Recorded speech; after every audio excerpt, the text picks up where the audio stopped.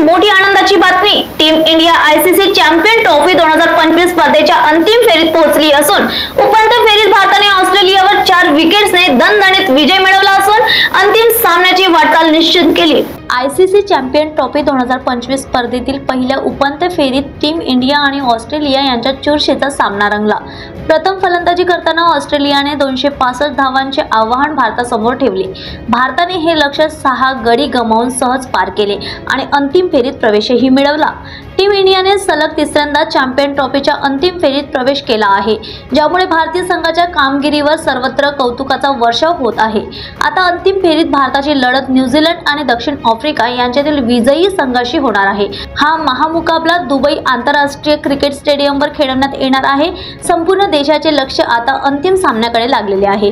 Police time news साठी स्वप्नील धारगाव यांची report.